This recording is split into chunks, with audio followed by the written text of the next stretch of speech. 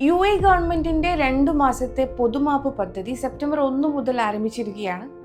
ഈ പദ്ധതിയുടെ ആനുകൂല്യങ്ങൾ നേടാൻ ആഗ്രഹിക്കുന്ന ഇന്ത്യക്കാർക്കായി കോൺസുലേറ്റ് ജനറൽ ഓഫ് ഇന്ത്യ മാർഗനിർദ്ദേശങ്ങൾ പുറപ്പെടുവിച്ചിട്ടുണ്ട്. ഇന്ത്യയിലേക്ക് മടങ്ങാൻ ആഗ്രഹിക്കുന്ന അപേക്ഷകർക്ക് എമർജൻസി സർട്ടിഫിക്കറ്റിന് അപ്ലൈ ചെയ്യണം. എന്നാൽ റെസിഡൻസി സ്റ്റാറ്റസ് റെഗുലറൈസ് ചെയ്ത് തുടരാൻ ആഗ്രഹിക്കുന്ന അപേക്ഷകരാണെങ്കിൽ ഷോർട്ട് വാലിഡിറ്റി പാസ്പോർട്ടിന് വേണ്ടിയാണ് അപേക്ഷിക്കേണ്ടത്. എമർജൻസി സർട്ടിഫിക്കറ്റിന് കോൺസുലേറ്റിൽ സൗജന്യമായി അപേക്ഷിക്കാവുന്നതാണ്. ദുബായിലെ CGIയിലും Aweer immigration സെന്ററിലുമാണ് facilitation കൗണ്ടറുകൾ സജ്ജീകരിച്ചിരിക്കുന്നത്.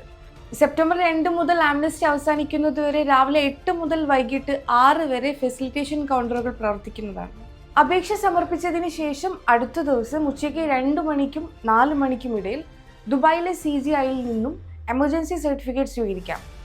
Short validity പാസ്പോർട്ടിന് BLS കേന്ദ്രങ്ങളിലാണ് അപേക്ഷ നൽകേണ്ടത്.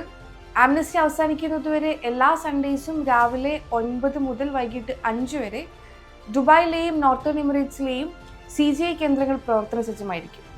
യാത്രാരേഖ നൽകുന്നതിനുള്ള നടപടിക്രമങ്ങൾ സംബന്ധിച്ച വിവരങ്ങൾക്കായി ഇന്ത്യക്കാർക്ക് 050943311 എന്ന ഹെൽപ്പ് ലൈൻ നമ്പർ കോൺസുലേറ്റ് പുറത്തിറക്കിയിട്ടുണ്ട്. ഈ നമ്പറിൽ രാവിലെ 8 മുതൽ വൈകിട്ട് 6 മണി വരെ ബന്ധപ്പെടാവുന്നതാണ്.